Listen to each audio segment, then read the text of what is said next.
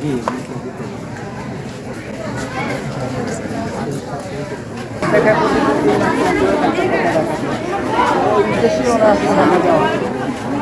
যাওয়ার পরে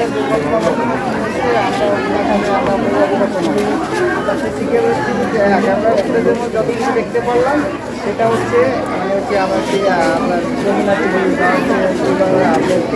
যেভাবে দেখলাম সেটা হচ্ছে অনেক ফুড পয়জনে মারা গেছে আর কি, যেটা খাবারের সাথে বিষাক্ত কিছু ছিল।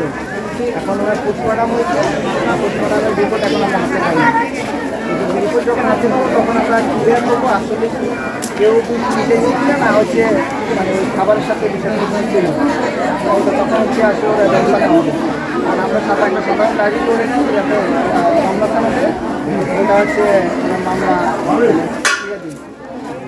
ইনশাল্লাহ আমরা আশা করি মাধ্যমে একটা সুন্দর বিচার আচ্ছা, দেশে ওনার কোনো শত্রু ছিল না জায়গা জমি কেন্দ্রিক বা কোনোভাবে ব্যবসা বাণিজ্য কেন্দ্রিক? আসলে জানা মতে আমাদের বংশে কারো কোনো শত্রু নেই।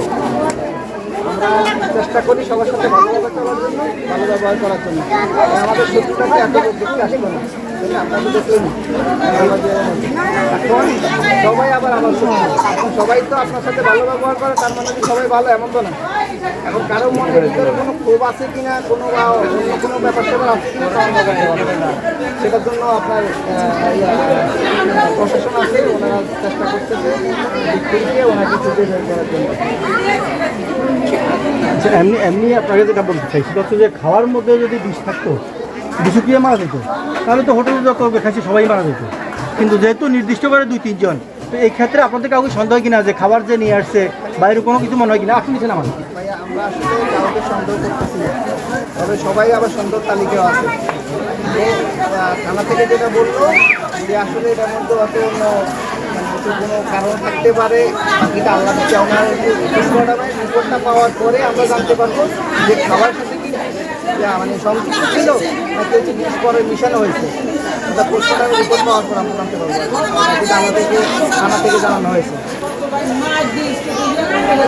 আচ্ছা, তো মৌখিকভাবে কিছু বলতে গেছে উনি হলো সবার বড়, ওর নাম হলো নাইম, নাই তারপরে তারপর হচ্ছে বাপ্পি মেজো ছেলে, তারপর ছোটো ছেলে হলো নিহাল। না